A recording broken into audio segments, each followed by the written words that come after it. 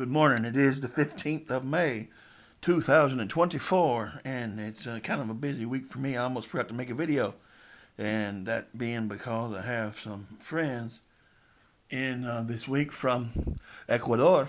So when you have friends from home, man, you have all kinds of stuff going on, and want to show them a good time, especially good time considering the problems Ecuador is having right now. I made that my home for a good while. Married a Ecuadoriana, kids, Ecuadorian. So my family's really, and I became, in a lot of ways more Ecuadoriano than I am an American at this point. But like I said, it's, that's I haven't lived there in a few years now. But that is my retirement plan, to get a house there, and it's just hopefully that holds out. All right, we'll see. Life has a way of happening. But today in this video, I was going to talk about this right here: Armor Attacks, the Tank Platoon, an interactive exercise in small unit tactics and leadership, by John F. Antal. John Antal, Colonel John Antal, he retired. I believe he retired a full colonel. He may have been just a lieutenant colonel, light colonel. I'm kidding. I'm joking. Lieutenant colonel when he wrote this, but nevertheless, this is a spectacular game book.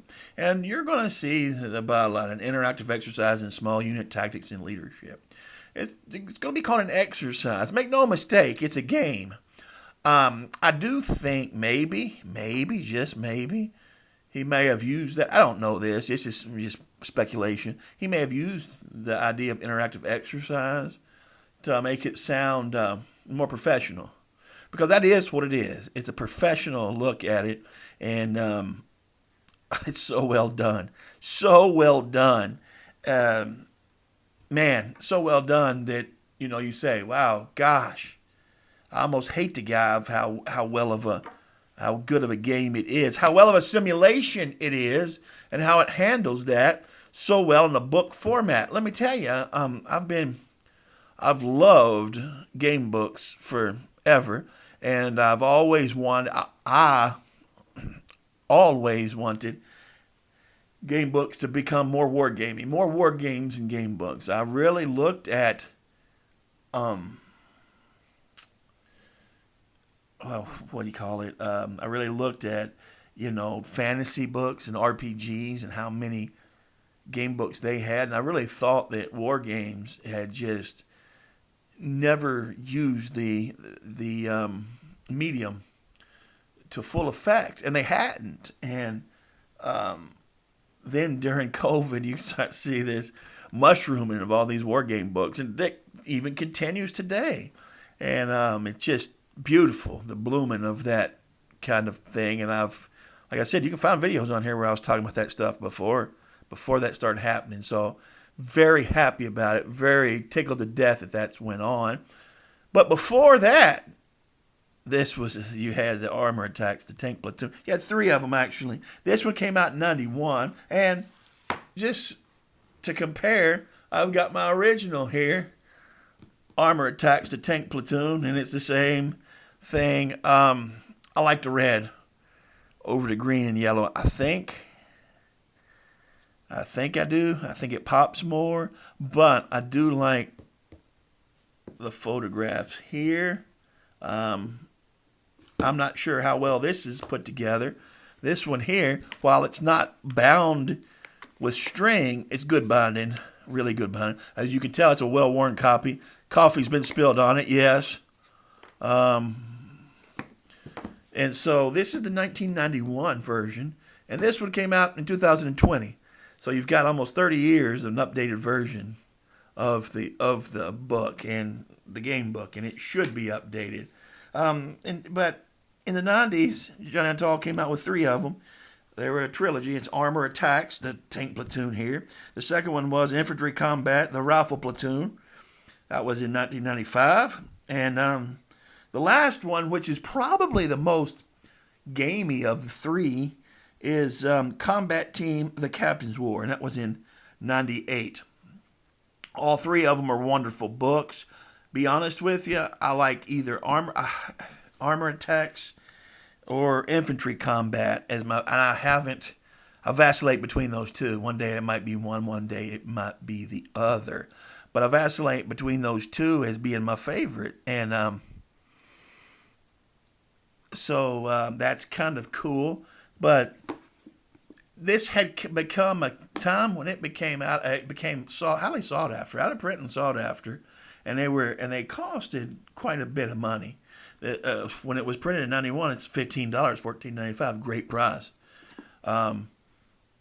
But yeah, it costed a bit of money. You pay a mint for them sometimes, you pay a lot for them, and so when they were reprinted in this right here, that made a lot of people happy. And I think you can get the go on Amazon.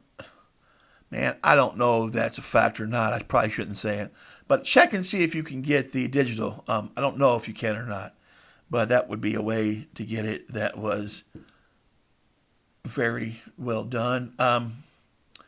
But I really haven't compared the two books too much. We might look at them a little bit today, but let's look at them.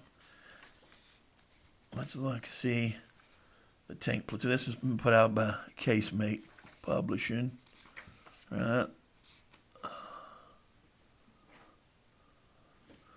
All right. Let's see if there's a new preface for the 2020 edition. We can look at a little bit of that, maybe. The enemy infantry is everywhere, swarming Lieutenant Jaeger's tank platoon. From the corner of his eye, Jaeger saw movement. He quickly turned around in the Turner of the M1 Abrams main battle tank and screamed into the intercom. Yeah. Unletting his drive to revert. Okay. Ordering his driver to reverse. Excuse me, my eyes are messing up. Now, reverse now. The tank lurched back just as two enemy fighters were about to fire a rocket. The powerful engine of the tank jerked the steel beast straight up and over them, crushing the attackers before they could get their shot off. Yeah. A stream of tracer bullets then smashed against the front of the tank's armor. More enemy infantry and rocket-propelled grenades were running about nearby. A flare shot up into the sky. Jaeger ducked inside his Turner. Jaeger ducked inside of his Turner. He had to act fast. That's a little bit of the writing you'll get there. And yes, very well done. There are probably war game books written better, and there may be something close to this. Maybe MIA, maybe the system, but man, it's hard to find everything as well done as it is. And there's Colonel Antal. All right, but the book has been revamped some. I understand.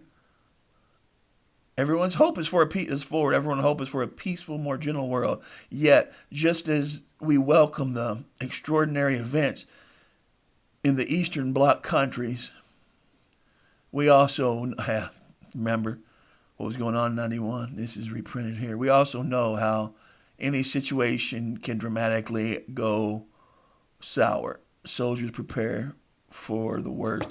This is done just, we're going to see Desert Shield and Desert Storm pretty soon. And there's the preface there. The game itself is not very gamey. That's why I said even the Captain's War, the third one, Combat Team, that's really not very gamey. there's more action in it, I think. But it's not they're not very gamey as we think of gamey, right? You're going to use logic. You're going to have to, and if you're not a savant to the tactics, Colonel Antal is laying out before you here. You're going to replay it. You're going to replay some sections, and that's fine. You do have, well, here we go. Jaeger. All right, certain things to do. So you're going to have dice rolls in some of them. You're going to have limited dice rolls. All you're going to need is a D6. I think you'll need paper and pencil, because I do think there may be some lot mapping. Can't remember right now, but I think that there was. But there are going to be dice rolls to give you some randomness. As in any game, randomness has to be. There has to be any game about war. There needs to be randomness, right? And you're going to have nice things to look at and study before you go through it. And the book is just genius, man. It's just really good. And that's the thing. Colonel Antal made his books, his trilogy, in over not quite a decade, but over the 90s. And then I do believe that's the only game books he's made, or only games he's designed himself. So he did it right. He did something next to perfect, and then he dropped the mic, and he still writes. There's several books he writes. He still writes about war and so on. But as far as the game books, and like I said, you look at it and you play it, and you realize, gosh, how behind you are. If you would ever make anything like this, you're way behind. They're really good. How many pages is this? Did he add any pages? I haven't really looked into it that much. Okay, you got like 518 pages with endnotes and all. And this is going to be, oh yeah, quite a few more pages. You're only going to about 340 pages there. So yeah, you've got, man, almost 200 more pages. So definitely, wow, you can tell too. So yeah, very good. Very well done. The other ones in the series, the infantry combat, I know you can buy. It's available. I'm not sure about combat team, if that's available. But as I said, this blew me away way back in the day when I first got it and went through it and played it, because it's the best. It may not be the best war game book, but it's the best war game book that simulates, does it to simulate real life situations. It really does well. This is one of the reasons why I've always said I wanted to be more game books. I knew it could be done and done well, and without hexes and map movement. You may have to do a little movement on paper, but without, Look at that, man. Look how white that is. Look how yellow that is. That's the acid, I guess, in the paper. But, man, this one here is so much easier to read because of that white background. Wow. But, again, you're talking about a 30-year-old book, man. I got this one, and I just love it. Loved every moment of it. It's one I would never give up. And I don't have to. There's another one I have here. I guess I could give this up now. I wouldn't, because it's been with me through a lot, man. But yeah, Armored Attacks, a Tank Platoon. If you do not have this, get it. It'll be gone one of these days, I'm assuming. Get it off Amazon. Do it now.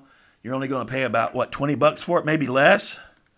So yeah, you're not going to pay a lot for it, and it's worth every penny, every single penny. All those books are such good game books. I mean, and then this was reprinted in 2020 and when really, that was the year that really, and the years following is when those war game books really started blossoming, right? And even I wrote some of them.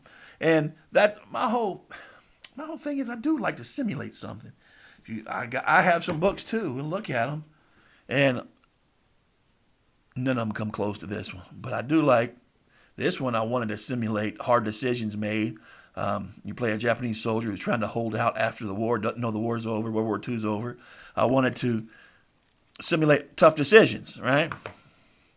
This one here, I wanted to simulate training and the importance of training. I really did. That was the point of this book. And really put a few rules as possible because I wanted that to simulate your training, right?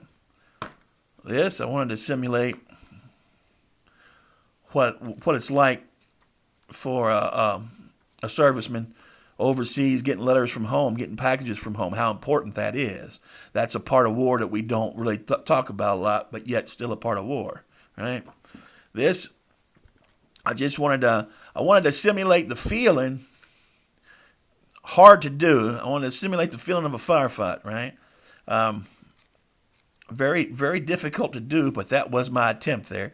This is my most intriguing book, but probably my most failed in what I was trying to do. And then this one, where you play unconventional hero. You play a company clerk in Vietnam, and very little combat. Most of it is going to be what it's about when you're not in combat, right? Non-coms and so on, right?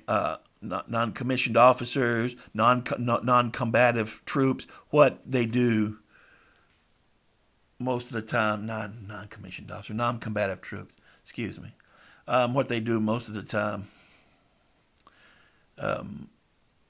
instead of combat, right? So I've always tried, I take the Jim Dunnigan method. I want to simulate one thing and the rest of it can be gamey, but this simulates everything I've done here and more. It's that good. It's that great of a book, and get it if you don't have it. Get the other ones by John Antal if you can. Again, if you don't even like war game books, but you're a war gamer, you'll like this. I'm almost assured of it. But that's it. That's all I have today. Y'all be good out there and be careful. I will talk to you soon. Bye-bye.